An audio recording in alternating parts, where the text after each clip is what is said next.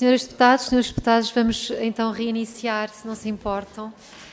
Começava por pedir desculpa por este atraso, mas de facto tivemos duas audiências antes desta última e, portanto, iniciamos agora. Recebemos o Sindicato Nacional do Ensino Superior. Eu penso que os membros da delegação se mantêm os mesmos: o professor José Moreira, presidente da direção, o professor Raul Santos Jorge, vice-presidente, a professora Mariana Curado Malta e o professor Romeu Videira. Portanto, mantêm-se exatamente os mesmos, só para irmos também adiantando aqui um pouco. Então, nós vamos iniciar esta audiência com 10 minutos que vos são atribuídos para poderem fazer a vossa apresentação. Depois teremos 3 minutos para cada um dos grupos parlamentares poder comentar ou colocar questões, encerrando-se depois com um período de 10 minutos também novamente para poderem responder às questões e fazerem os comentários que entenderem. Portanto, iniciávamos esta audiência então com o período de 10 minutos para poderem fazer a vossa apresentação. Tem a palavra, não sei quem é que vai usar da palavra, o Sr. Professor José Moreira tem a palavra. Senhora Presidente em exercício, senhores deputados, gostaríamos não de agradecer, mas de tomar em boa conta o facto de nos terem recebido, e já percebemos que têm tido uma tarde muito agitada, portanto agradecemos a vossa paciência também para nos ouvir, porque temos de facto aqui um problema bastante complexo, se me permitem a expressão, mas nós queríamos dar aqui uma outra visão. Eu creio que os senhores deputados e as senhoras deputadas já estão bem por dentro dos pormenores do que está a acontecer, do que aconteceu na UTAD, e nós, além de queremos fazer alguns comentários e chamar a vossa atenção para algumas coisas que aconteceram na UTAD, queremos também aproveitar esta audição para chamar a atenção que o que aconteceu na UTAD, e que estamos este enorme imbróglio em que a UTAD está envolvida e que em nada dignifica a instituição, os seus alunos e os seus docentes, tem uma gênese no facto do regime jurídico das instituições de ensino superior consagrar a autonomia, mas, por outro lado, ter sérias deficiências de regulação que acabam por dar no problema que estamos todos a assistir. Eu queria só ter atenção que o RGES, na sua largo espectro, permite uma ampla autonomia às instituições. Ora, obviamente que a autonomia que é importante e fundamental é a autonomia pedagógica e a autonomia científica.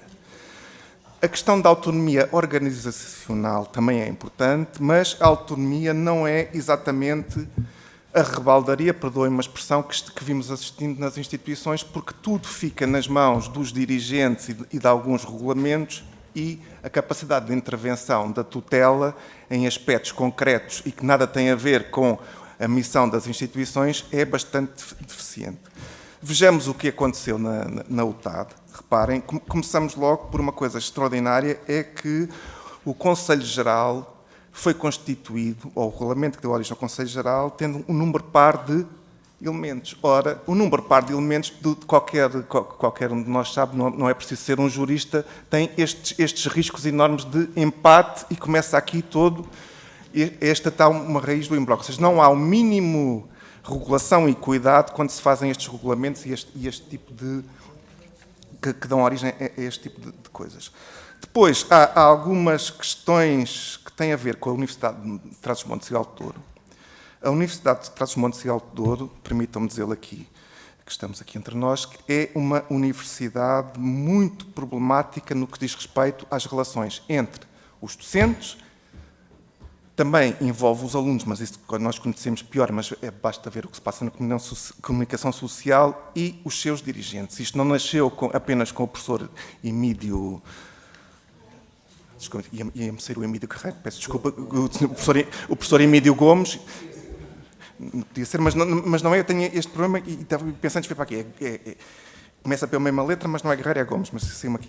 Não começou com o professor Emídio Gomes, mas já no mandato do professor Fontanhas Fernandes foi feita uma alteração aos regulamentos em que todos os dirigentes intermédios são de nomeação pelo reitor. Ora, isto acarreta problemas sérios dentro das instituições e o que nós vemos é que há uma enorme conflitualidade dentro da UTAD que depois vai descambar neste processo eleitoral.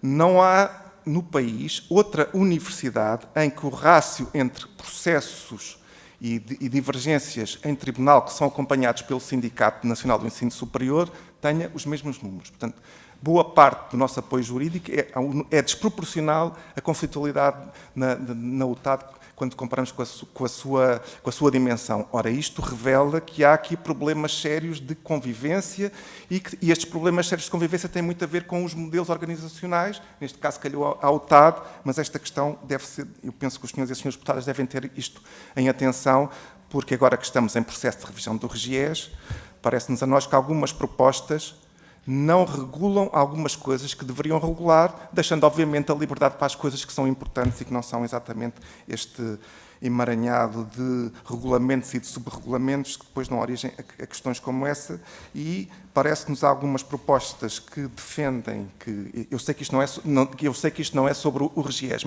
mas é importante pormos isto à vossa frente, algumas propostas que defendem que os dirigentes das escolas possam ser nomeados e outras que defendem que devem ser eleitos.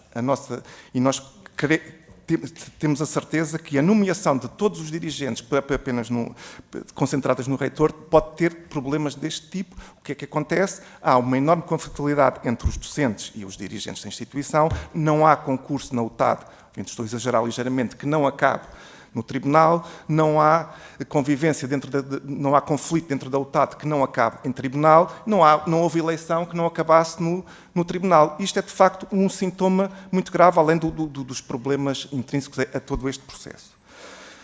No que diz respeito ao processo em particular, nós, no devido tempo, quando o Sr. Professor Emílio Gomes fez aquelas declarações bastante estranhas em público e que tiveram aquela repercussão que tiveram, nós chamamos a atenção da tutela que o Ministério e a IGEC deveriam de intervir para clarificar o que é que se passa ali. O que é que nos foi respondido? Que era matéria única da autonomia universitária. Parece-nos que isto não é uma questão de autonomia universitária, é uma questão de como é que as instituições devem funcionar, mas foi isso que ficou. Quando começou a surgir este problema dentro do Conselho Geral, foi sempre respondido que este era... Também tivemos a oportunidade de pedir ao Sr. Ministro que decidisse, mas que interviesse para ajudar a clarificar o problema, e foi-nos dito que era matéria de autonomia universitária. O Sr. Reitor Emílio Gomes decidiu que não se ia, quando a primeira sentença em tribunal, que ia esperar pelo trânsito em julgado, portanto houve recurso. Segunda sentença em tribunal, o Ministério decidiu, então, que essa sentença não ia ser objeto, não ia esperar pelo recurso dessa sentença e, mais grave do que isso, no nosso entender, não foi dado oportunidade a que o Conselho Geral eleito tentasse, ou fizesse um esforço, não foi dado tempo para que o problema fosse resolvido. Ora, o que nós estamos aqui, o que nos parece ou o que nós temos a certeza, é que houve aqui uma interrupção do processo que provavelmente não deveria ter acontecido. Ou seja, o Conselho Geral, uma vez recebida a primeira sentença do Supremo Tribunal Administrativo, deveria ter tido tempo para que fosse de acordo com a sentença, seria devia ser por acordo, portanto, e é um bom princípio jurídico, então devia ter sido dado tempo para que a situação se resolvesse e foi cortada abruptamente e, não sendo o foco principal da nossa intervenção, porque temos poucas dúvidas que se a atuação do Sr. Ministro foi legal, nós queremos que é provável que tenha sido legal, não é essa a nossa questão, é uma questão de sensibilidade política e de como tratar da situação. Também não nos parece indicado, pareceu-nos bem que, tendo sido decidido que o processo continuasse para o novo processo eleitoral, que a Comissão Eleitoral foi nomeada exteriormente, independente, não nos parece razoável que o Sr. Ministro tenha nomeado como reitor interino uma das partes que está interessada neste problema. O Sr. Vice-reitor, que foi nomeado reitor interino, é candidato a uma das listas e, numa situação como esta, de conflito, o razoável, tendo o Ministério não decidido esperar pelo trânsito em julgado do recurso que foi posto pelas pessoas que tinham sido cooptadas na primeira decisão do Conselho Geral, não tivesse tivesse esperado por essa decisão, a não ser assim, então deveria ter nomeado um reitor interino que fosse independente, até uma personalidade exterior, para que as coisas tivessem tempo de acalmar e que tudo isto decorresse da melhor maneira. Eu não sei se, eu penso que descrevi com algum rigor os problemas que nós encontramos neste processo. Repito, nós queremos chamar a atenção para as implicações, isto resulta em muito também do regime jurídico das instituições de ensino superior, esse é o nosso ponto principal, mas obviamente também parece-nos que neste processo houve algumas questões que não foram, no nosso entender, resolvidas da melhor maneira. E queria só também, para acabar, fazer notar que tudo isto se agravou com o facto de o senhor reitor em funções, que se recusou ou que entendeu não dar provimento à decisão do Conselho Geral, saiu da Universidade de Trás-os-Montes e Alto Douro, foi nomeado para o Metro do Porto, e foi a saída do senhor reitor, quando ainda estava em funções, que agravou toda esta situação. Portanto, ou se teria ter nomeado uma personalidade exterior, ou o senhor reitor em funções deveria ter permanecido em funções até que o processo tivesse terminado. E não sei se me esqueci de alguma coisa, creio que não.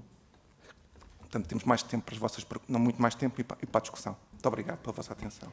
Muito bem, muito obrigada, professor José Moreira. Passamos agora à segunda ronda, em que vou passar a palavra aos diferentes grupos parlamentares. Relembro que tem 3 minutos, vamos tentar cumprir os tempos. E passava a palavra para iniciar à senhora deputada Ana Silveira, do Grupo Parlamentar do Partido Social Democrata. Obrigada, Sr. Presidente. Cumprimento o Sr. Professor José Moreira, representante do sindicato, e na sua pessoa cumprimento os restantes membros da delegação. E agradeço a exposição que aqui nos trouxe.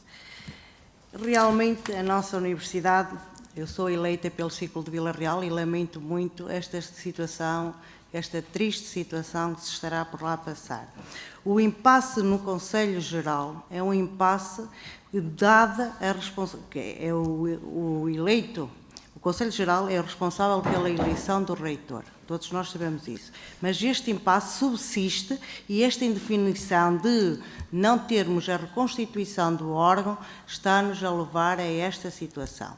Mas esta reconstituição do órgão teve um histórico mais ou menos bem contado ainda pelo movimento anterior, se calhar com algumas omissões. Nós sabemos que deveria obedecer ao regulamento e não foi feito. O grupo parlamentar PSD tomou conhecimento, vocês também têm foram vocês, tomou conhecimento que, dado este impasse, a 3 de julho, solicitaram via e-mail, e passo a citar, a intervenção imediata e urgente da tutela para repor e garantir o funcionamento normal da instituição. A tutela assim fez. Em nome do interesse público e nos termos número 1 do artigo 152 do regime jurídico das instituições do ensino superior, o Governo, após ouvir o Conselho Coordenador do Ensino Superior, está legitimado para intervir.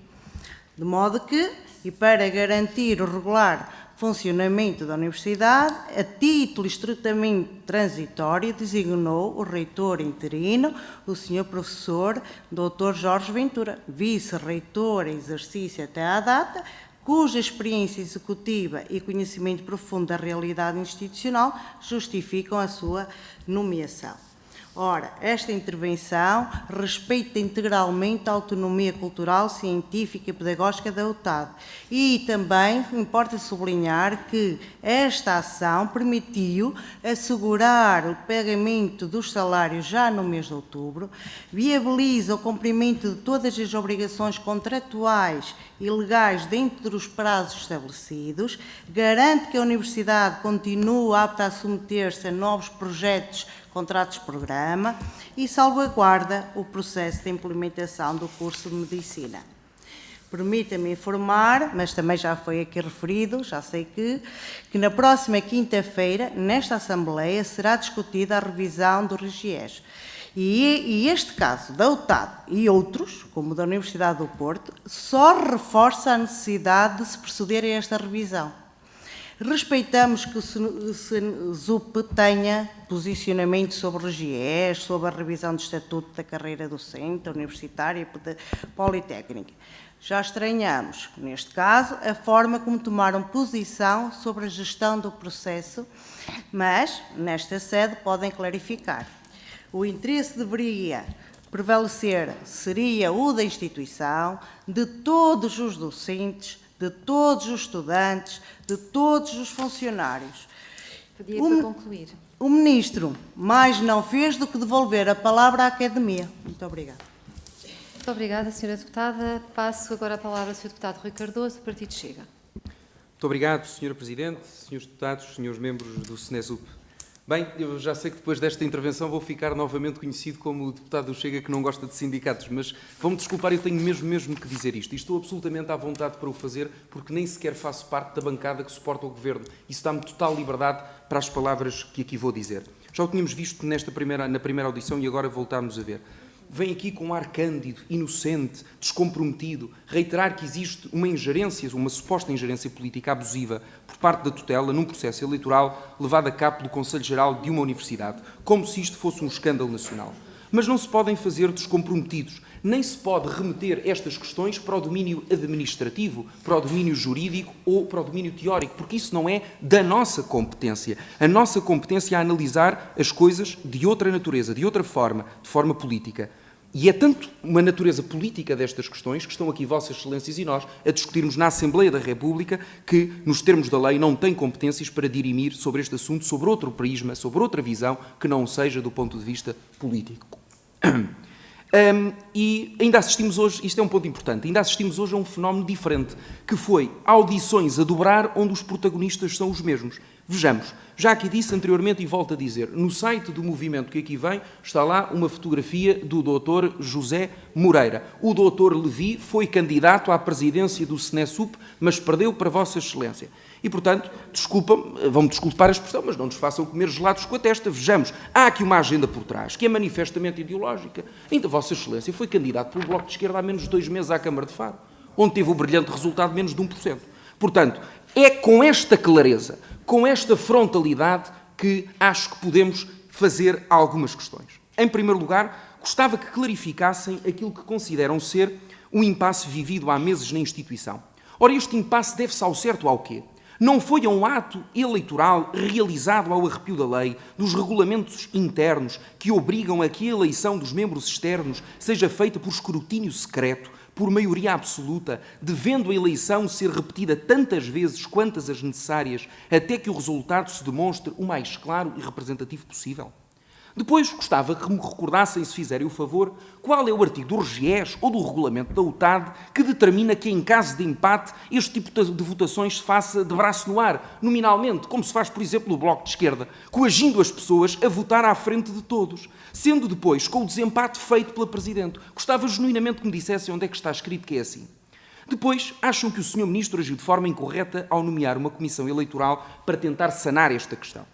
É que, se isto não tivesse sido feito, e diante da total passividade e inoperância da Presidente interina do Conselho Geral, a minha questão é o que é que se considerava que se devia ter feito. É que estaríamos a prorrogar ad eternum uma questão até que alguém de uma tendência ou de outra pudesse vencer. E concluo, Sra. Presidente, dizendo e terminando com esta ideia. Já chega de enlamear o bom nome da nobre Universidade de Trás-os-Montes e Alto Douro com esta história toda. O meu único apelo, ao terminarmos estas audições, é que isto se tem que resolver de uma vez por todas, em defesa da comunidade académica, que não merece estar a passar por isto. Muito obrigado. Muito obrigada, Sr. Deputado. Passo agora a palavra ao Partido Socialista, à Sra. Deputada Aida Carvalho. Obrigada, Sra. Presidente, senhoras e senhores deputados. Quero cumprimentar naturalmente o Sindicato Nacional de Ensino Superior, que nos traz aqui uma questão preocupante em relação à situação institucional vivida na Universidade de Trás-os-Montes. E quero naturalmente agradecer toda a explanação que fez sobre o problema. Já muito foi dito sobre esta temática e eu, portanto, vou-lhe fazer algumas questões absolutamente objetivas. Considera o sindicato que o Sr. Ministro é parte do epicentro do problema por não respeitar a sentença do Tribunal? Depois, em relação à intervenção do Sr. Reitor cessante, o professor Dr. Emílio Gomes, que pediu, que considerou em março não ter norma habilitante para cumprir a notificação dos cooptados, solicitou a intervenção do Sr. Ministro mediante ao abrigo do artigo 150 do RGES. considera a sua opinião que foi precipitada esta ação do Sr. Reitor à época ou que estavam reunidas as condições, de facto, para invocar o artigo 150. Depois, em relação à questão durante o período de vigência de uma providência cautelar, o Sr. Ministro indicou a Comissão Eleitoral. Parece-lhe, ou no entendimento do sindicato, foi ou não respeitada a autonomia dos órgãos e foi acautelado o superior interesse da instituição. Também esta questão podia ter sido resolvida, ou pelo menos evitada, se o Sr. Ministro tivesse cumprido o dever a que está adstrito, no sentido de notificar formalmente os signatários para que estes pudessem aceitar a sua cooptação, o que não prejudicaria que, em caso de ação ser definitivamente julgada como procedente, se procedesse a nova eleição, nos termos de que judicialmente fosse eventualmente decidido. Entende então o sindicato que houve mais uma vez aqui alguma ingerência do Sr. Ministro face a este processo. E como é que o sindicato vê esta questão, esta aprovação do mestrado integrado à medicina? Podemos hoje estar ou não perante um novo desafio e também uma nova forma de pressão. Portanto, é urgente resolver esta situação perante a assinatura, nomeadamente, do contrato plurianual.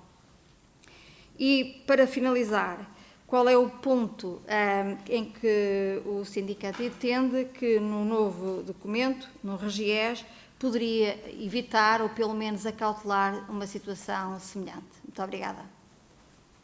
Muito obrigada, Sra. Deputada Aida Carvalho. Para terminar, pedia então à Sra. Deputada Patrícia Carvalho, do Partido Livre, que pudesse fazer a sua intervenção. Patrícia Gonçalves. Peço desculpa. Patrícia Gonçalves. Muito obrigada, Sra. Presidente. Senhoras e senhores deputados, gostaria de apresentar os cumprimentos ao professor José Moreira e aos restantes membros da delegação do SNESUP.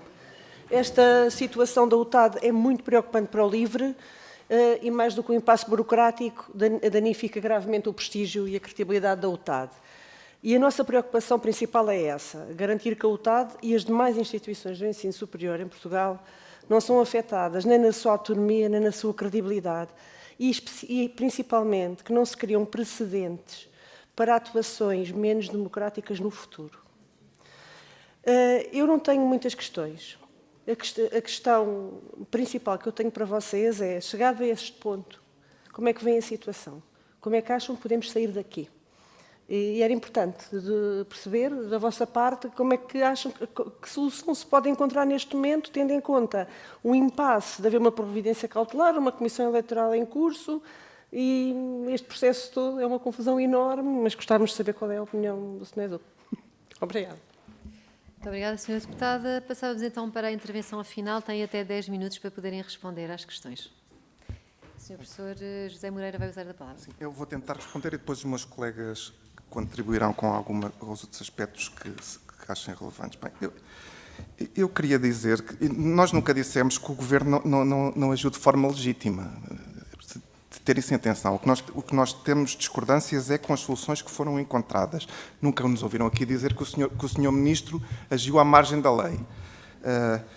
De qualquer maneira, eu queria lembrar que boa parte desta situação foi explotada pela saída do Sr. Reitor Emílio Gomes antes do processo estar. Foi isto que obrigou à nomeação de novo reitor. Portanto, esta questão para nós é muito importante.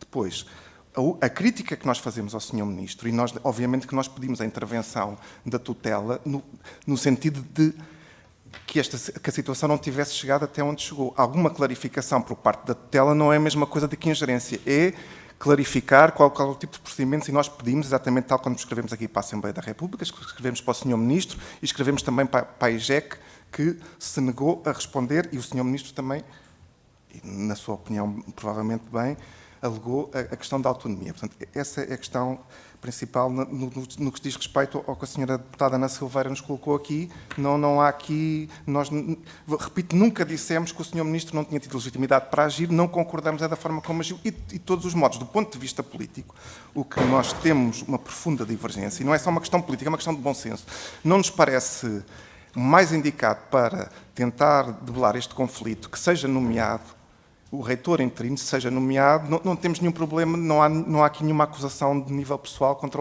o atual reitor interino, não tem nada a ver com nem de caráter, é só uma questão, é uma pessoa que está envolvida neste problema, como todos os docentes da UTAD estão, portanto, a prudência aconselharia que fosse, se é para nomear um reitor interino, para tomar conta da situação, seria nomear alguém que fosse completamente independente, até fora da instituição, não nos parece que isso fosse grave, uma vez que foi esta a solução que foi encontrada pelo Sr. Ministro. De todos os modos, o regulamento da Universidade da UTAD prevê que em situações como esta o decano poderia ter assumido este papel. De todos os modos, eu queria só dizer ao Sr. Deputado Rui Cardoso que os clubes de cada um de nós faz parte não nos diminuem nem nos aumentam. Portanto, eu não consigo perceber onde é que vai chegar, onde quer chegar com essas coisas que disse a respeito do SNESUP. Obviamente que o SNESUP está aqui, isto é uma questão política. Obviamente, tudo na nossa vida é política. E vou-lhe dizer, o que nos parece é o Ministro teve legitimidade para agir. Se agiu da melhor maneira, na nossa opinião, não. O Sr. Ministro ou a tutela deveria ter agido mais cedo neste processo. E é essa a questão. Não há aqui nenhuma agenda escondida e o facto de eu aparecer numa fotografia, eu apareço em muitas fotografias, não nos diz nada. Obviamente que o colega que esteve aqui antes, sendo ele da UTAD, é natural que ele apareça hoje. Esses processos de intenções, pronto, ficam com quem os faz. Dizia mais outra questão, a questão da COP. Perguntou-me a senhora deputada do PS se o senhor Ministro seria parte do problema. Vamos lá ver. O que eu posso dizer, não consigo afirmar aqui perentoriamente que o senhor Ministro não foi... é de facto parte do problema. Mas o que eu lhe posso dizer é que, se queria ser parte da solução, deveria, na nossa opinião, ter agido antes e ter agido da maneira como agiu, deveria ter sido mais por dentro na nomeação do reitor interino. No que diz respeito... Não sei se talvez me esteja a escapar alguma coisa. Não, penso que não. Portanto, alguém me perguntou se o Sr. Ministro devia ou não ter respondido ao pedido do Sr. Reitor. Devia, mas devia ter respondido naquele momento, não meses mais tarde. Essa é que é a questão. O Sr. Ministro ou a tutela, obviamente. Perguntava-me a Sra. Deputada Patrícia Gonçalves como é que vai ser a partir daqui. Vamos lá ver. E o que é que vai acontecer com a providência cautelar? Uma vez aqui chegado, já não temos como voltar atrás. A providência cautelar vai seguir os seus trâmites, não sabemos qual é que vai ser o resultado. A questão é que nunca deveríamos ter chegado a esta situação. E não é... Quando apontamos alguns problemas com todo este processo, nós não estamos a desprestigiar a Universidade de Trás-os-Montes e Alto Douro. Fazer de conta que os problemas não acontecem é que desprestigiar a Universidade. Nós não temos aqui nenhuma senha persecutória, antes pelo contrário, contra a Universidade de Trás-os-Montes e Alto Douro, como não temos contra nenhuma outra instituição. O que nos parece é que este problema é muito grave, é complicado e é cúspide de um processo que se tem arrastado nos últimos anos na UTAD, que é onde não há qualquer tipo de paz interna e esta podia ter sido a oportunidade para que essa paz se instalasse. Obviamente somos todos pessoas, há grupos de pessoas enfrentados, no bom sentido, com ideias diferentes, com práticas diferentes, mas em algum momento isto tem que ter um fim. E este processo poderia fazer parte desse fim e o nosso receio, ou quase nossa certeza, é que a maneira como foi conduzido, sobretudo a nomeação do reitor, não ser uma personalidade externa, e volto a dizer isto, não, é uma questão meramente simbólica e política. Ter sido exatamente alguém que está dentro da universidade e que está envolvido em todos estes processos, teria sido mais fácil ou mais indicado nomear alguém externo, tal como foi feito para a Comissão Eleitoral. O resto das questões vão ser dirimidas em tribunal, portanto, não nos cabe agora, neste momento, não vale a pena arranjar as soluções para o que eram antes, não são neste momento. Talvez os meus colegas tenham alguma outra questão que ajudar a esclarecer as questões. Tenho, se for possível. Eu só queria dizer duas coisas que são importantes. Depois já está ligado. Ok, que são verdadeiramente importantes. O atual regime jurídico das instituições expõe as universidades, todas, muito evidente nas mais pequenas, como é a Universidade de Trás-os-Montes, a que minorias dentro da instituição, a operar virtualmente juntamente com outras minorias fora da instituição, desviem o interesse e a atuação da universidade fora daquilo que é a esfera e o centro da esfera do interesse público. Trabalhei 6 anos na UTAD, nunca vivi em Vila Real, deslocava-me todos os dias de Viseu para a universidade e garanto-vos, eu conheço várias dezenas de personalidades que reconhecem valor na universidade e não têm propriamente o interesse direto de atuar na universidade, que teriam com certeza possibilidade e vontade de serem um dos elementos co-optados. Por que motivo?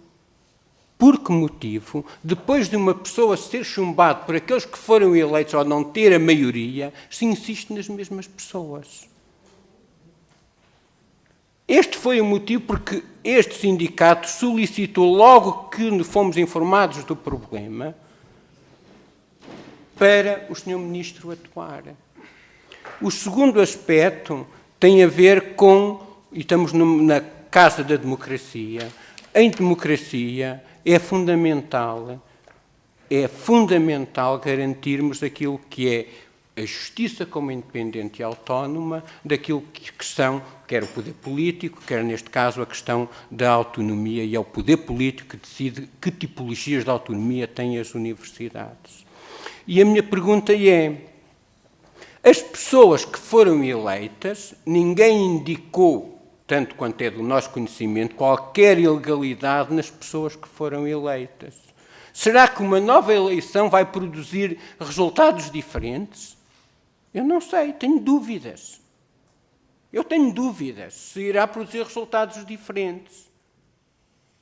Portanto, esta é uma questão central, independentemente da atuação ou não do Sr. Ministro que venha a ser legal. Mas há um conjunto de pessoas que foram eleitas, ninguém contestou essa eleição, não foram capazes de nomear os membros, de cooptar os elementos para constituir o Conselho Geral, mas foram eleitas, que foram destituídas ao nomear uma nova comissão eleitoral. Porque podiam ter nomeado um reitor interino, muito bem, e esperava que aquela comissão, como aparentemente indica o Tribunal do Norte, fizesse as reuniões necessárias até encontrar os co-optados.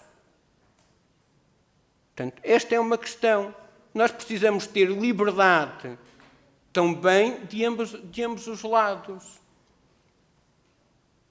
Atenção, a autonomia que nós defendemos, que infelizmente tem sido claramente reduzida, que é a autonomia pedagógica e a autonomia científica, por várias formas, também tem a ver com isso. Hoje, nas nossas universidades, as pessoas têm medo de pronunciar.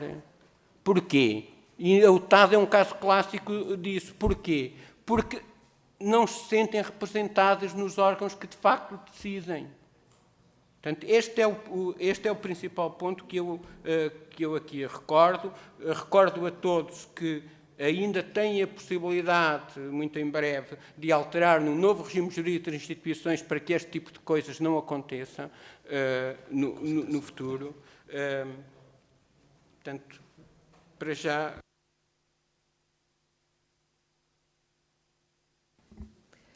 Muito bem, então, desta forma encerramos o período desta audição, agradecendo mais uma vez a vossa presença e as preocupações que nos trouxeram. Um bom regresso a todos. Obrigada.